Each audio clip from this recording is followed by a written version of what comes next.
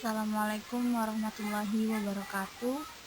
Perkenalkan, nama saya Denaira Zahwa, berasal dari Stikes Husada Borneo. Tugas ini untuk memenuhi mata kuliah gizi pilihan lanjut dengan dosen pengampu yaitu Ibu Nani Suryani SGZ M5.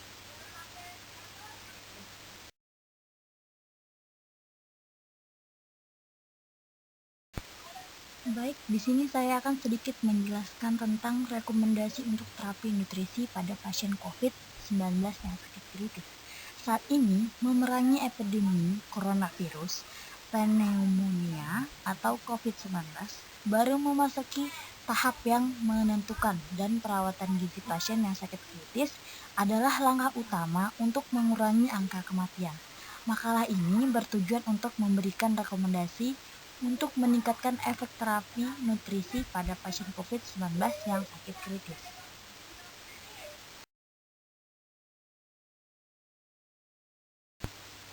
Selanjutnya, perubahan metabolisme pada pasien COVID-19.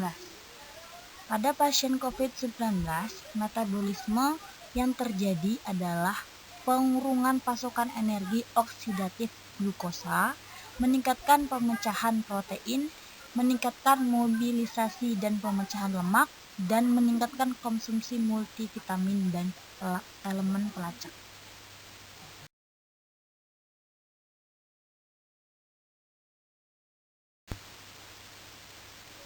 Malnutrisi karena ketidakseimbangan pasokan dan permintaan kebutuhan energi.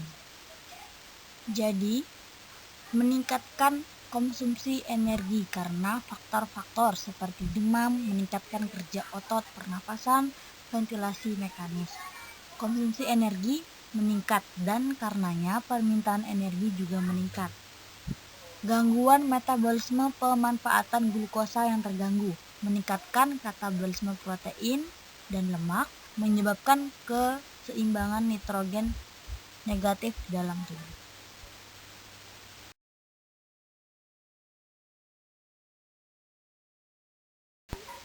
Selanjutnya, untuk melakukan penilaian gizi, menyarankan untuk menggunakan NRS 2002 atau skor Nutrich yang dimodifikasi.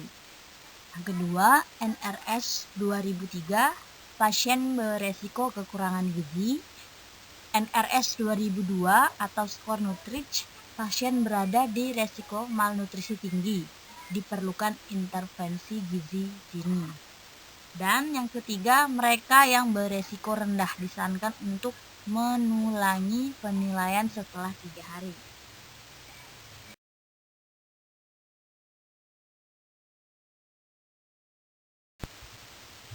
Intervensi nutrisi untuk COVID-19. Untuk kebutuhan energi, intervensi nutrisi COVID-19, kita memperhitungkan kebutuhan energi menggunakan VCO2 sama dengan REE sama dengan FCO2 dikali 8,19. Untuk yang kedua, faktor perhitungan energi yaitu obat yang mengandung glukosa, contohnya gliserol 3 kalori atau per gram, dan mengandung asam lemak propofol 1,1 kilokalori.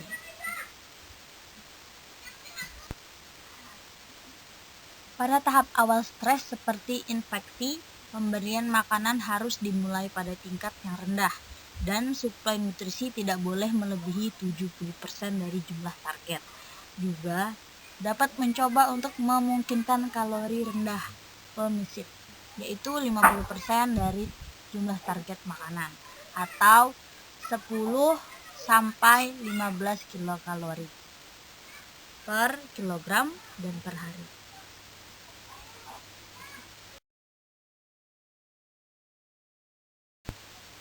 Intervensi gizi untuk pasien COVID pada kategori asupan protein. Jadi pada pasien COVID, kebutuhan proteinnya itu dibutuhkan sebanyak 25 sampai 30%. dan meningkatkan protein BHP dan BCAA, yaitu BHP termasuk protein whey dan protein dari sumber hewani atau 50% dari kebutuhan protein. Membantu mengurangi pemborosan otot, meningkatkan kekuatan otot pernapasan, mempromosikan batuk dan ekspektasi, disarankan untuk melengkapi BCAA hingga 35%.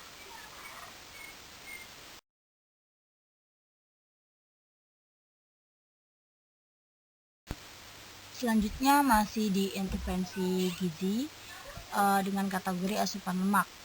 Lemak yang dibutuhkan untuk pasien COVID yaitu asupan energinya 25-30%.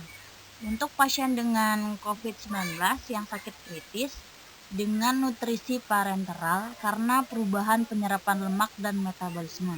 Injeksi lemak intravena yang berlebihan dapat menyebabkan kelebihan lemak dan toksisitas, menyebabkan hipertrigliseridemia dan fungsi hati abnormal. Tingkat konsentrasi gliserol berkorelasi dengan peningkatan ketahanan hidup. Lipid intravena yang direkomendasikan yaitu sebanyak 1 gram per kilogram, tidak lebih dari 1,5 gram per kilogram, sesuai dosis dengan toleransi individu.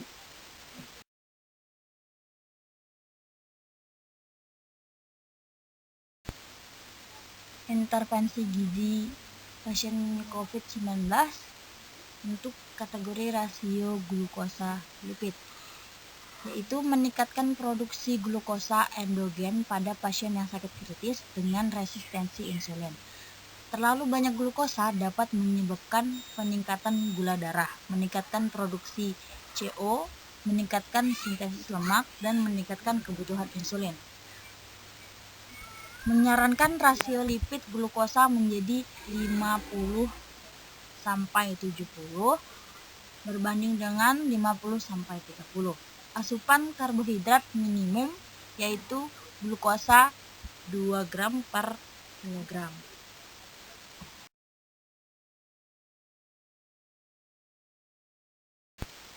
Intervensi gizi pada pasien COVID untuk kategori kebutuhan cairan. Kebutuhan cairan diperlukan sebanyak 30-40 ml per kilogram untuk pasien stabil. Minimal asupan cairan berdasarkan kebutuhan nutrisi dan keluaran untuk setiap kenaikan suhu 1 derajat Celcius. Suplemen 3-5 ml per kilogram. Keseimbangan pada pasien COVID-19 karena kebanyakan dari mereka menderita edema paru dan akumulasi cairan. Mencegah kelebihan cairan terutama dari infus.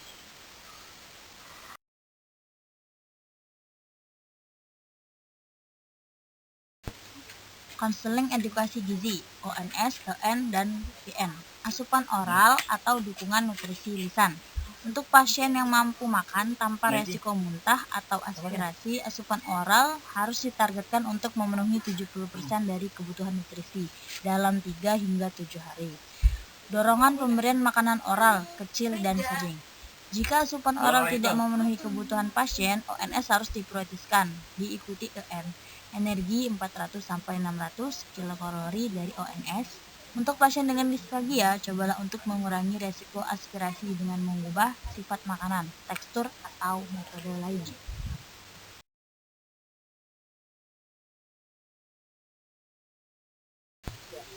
Antral nutrisi, kontraindikasi untuk EN, termasuk shock yang tidak terkontrol, pendarahan saluran cerna atas, iskemia usus, obstruksi atas, sindrom kompartemen perut, dan fistula enterokutan. Indikasi untuk UN, nutrisi enteral dapat mempertahankan integritas fungsi usus, mencegah komplikasi gastrointestinal pada pasien dengan ventilasi mekanik, dan meningkatkan fungsi kekebalan usus. Demikian presentasi yang bisa saya jelaskan, kurang lebihnya saya mohon maaf, dan terakhir saya ucapkan terima kasih.